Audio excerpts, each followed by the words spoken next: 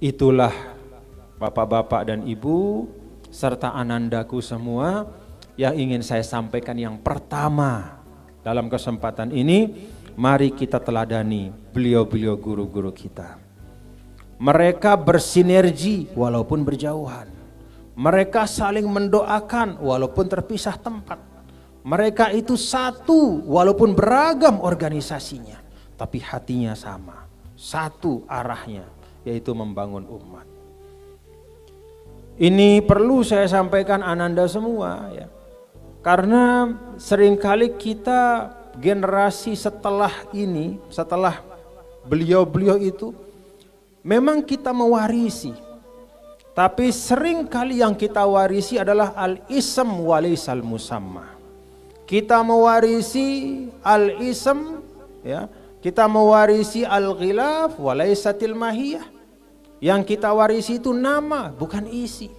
Yang kita warisi itu hanya apa namanya? Hanya lapis depan saja, tapi substansi kita lupakan. Kita senang ikut, misalnya katakanlah kita sebagai murid DDI, kita berorganisasi ikut di DDI ya. Tapi kita tidak boleh lupa bahwa ber-DDI itu tidak hanya sekedar menisbahkan diri kita kepada satu lembaga pendidikan DDI saja.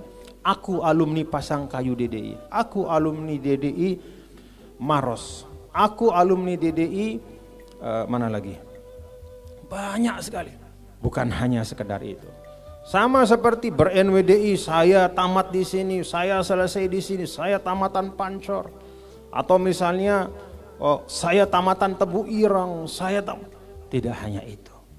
Yang perlu bapak-bapak dan ibu kita perlu ambil hari ini bukanlah intisab isman, tetapi intisab manhajan. Yang perlu kita ambil hari ini tidak hanya sekedar kita mengaku sebagai murid-murid beliau-beliau, tapi juga mengambil intisari dari perjalanan dakwah beliau. Maka pada hari ini bapak-bapak ibu mudah-mudahan ya kuliah umum ini atau silaturahim ini, ya istilahnya saja kuliah umum, tapi sebenarnya kan kita silaturahim. Ya, silaturahim atau kuliah umum ini bagian dari kita meneruskan wafaan lil ahdi, yaitu menunaikan komitmen kita kepada guru-guru kita itu. Kita teruskan jalan mereka, jalan silaturahimnya. Bahwa kalaupun ada organisasi-organisasi itu adalah wasilah, bukan ghayah. Dia adalah kendaraan, bukan tujuan. Dia adalah cara, bukan esensi yang akhir yang kita tuju. Semua kita ini menjadi murid-murid beliau. Yang paling kita tuju tentu paling akhir adalah ridho Allah subhanahu wa ta'ala. Nah ini yang saya ingin sampaikan yang pertama kepada kita semua. Mari kita bangun semangat kolaboratif, kebersamaan. Karena amanatud dakwah ya, asqalu min an yatahammalaha ahadun mahma kathura ilmu, mahma ala sya'nu. Amanah dakwah ini terlalu berat untuk dipikul hanya oleh satu orang. Setinggi apapun ilmunya, sehebat apapun sebutannya. Cukuplah menjadi pelajaran anak-anakku semua, para santri-santriwati, bagaimana Allah subhanahu wa ta'ala menceritakan perjalanan para nabi dan rasul di dalam Al-Quran.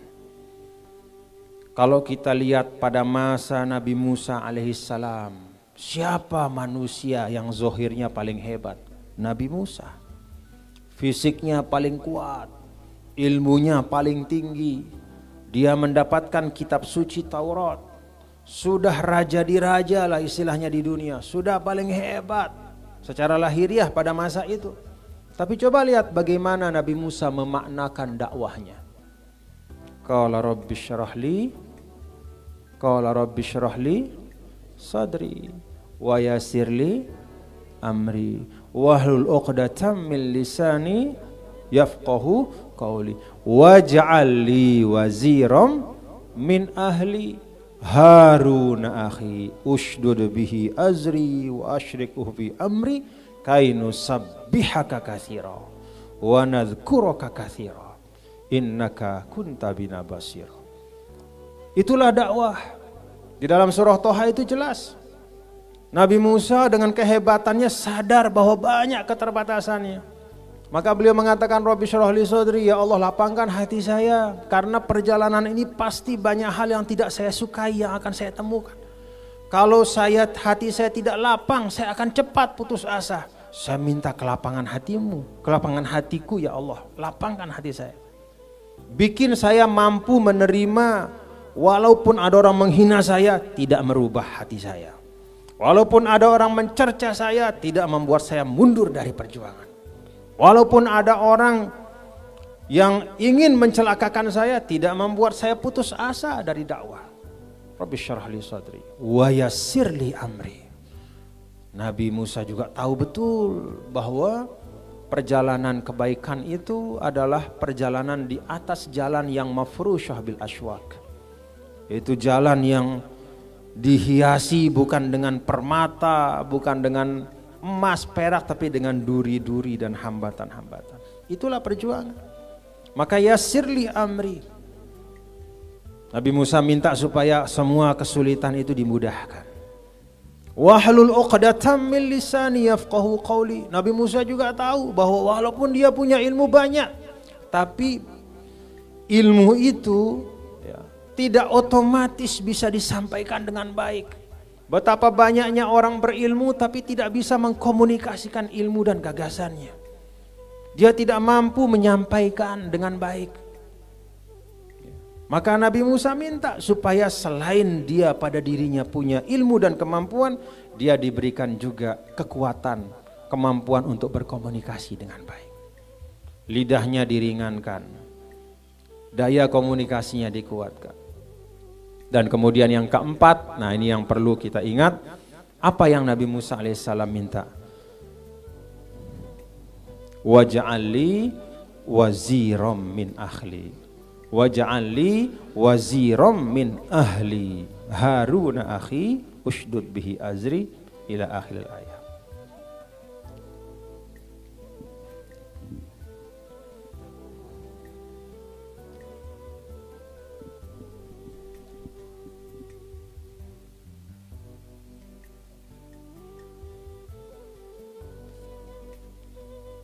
Silakan Pak Kiai. Saya mohon maaf ini berdiri Pak Kiai ya. Pak Andri Guru. Jadi yang keempat, Bapak-bapak, Ibu, saudara-saudara, anak-anakku semua ya. Kalau kita ingat Nabi Musa tadi yang pertama apa yang beliau minta? Hatinya lapang ya. Mudah-mudahan Ananda semua para santri juga hatinya lapang. Kangen sama orang tuanya? Ya, walaupun kangen sabar ya, berikan, minta supaya hatinya lapang. Supaya rasa kangen itu berubah menjadi doa-doa terus-menerus dari orang tua kalian. Lalu yang kedua minta apa? Minta agar semua urusan dimudahkan. Ya. Kalau Ananda semua santri-santriwati setiap waktu secara berkala menghadapi ujian, baca doa ini. Rabbi syrah li sadri wa yassir li amri. Lalu yang ketiga, wahlul 'uqdatam min lisani yafqahu qawli. Kita minta supaya Allah melancarkan ucapan-ucapan kita. Agar ucapan kita itu bisa difahami dengan baik dan sampai ke hati, tidak hanya parkir di telinga orang saja. Kalau hanya sampai ke telinga, maka dia masuk telinga kanan, keluar telinga kiri. Tapi kalau dia masuk ke hati, itulah yang taqarrara, itulah yang meresap dan akan merubah pribadi kita. Dan yang keempat, Nabi Musa meminta waj'alli waziram min ahli. Ya Allah, kira-kira bahasa sekarang ya Bapak-bapak Ibu, Ananda semua. Ya Allah, saya ini punya ilmu, saya ini punya keterampilan, saya ini punya ijazah, saya ini sudah selesai kuliah, kira-kira begitulah kalau bahasa kita.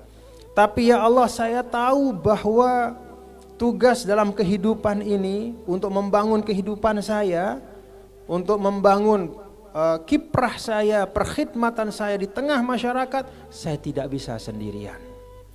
Maka Nabi Musa pada waktu itu minta kepada Allah supaya saudaranya yaitu Harun itu juga diangkat oleh Allah menjadi wazirnya. Apa arti wazir? Wazir itu alladzi yu'aziruka, yang menopangmu. orang yang yusa'iduka, menolongmu, orang yang mendukungmu, itu Nabi Musa alaihissalam. Maka aneh kalau ada orang di dunia ini dalam konteks apapun ya, karena dia merasa sudah mampu, dia merasa yang paling baik, maka dia tidak memerlukan dan bahkan dia tidak mau dibantu oleh orang lain. Ya. Nauzubillah min zalik. Itu artinya dia tidak sadar kapasitas dirinya sebagai manusia.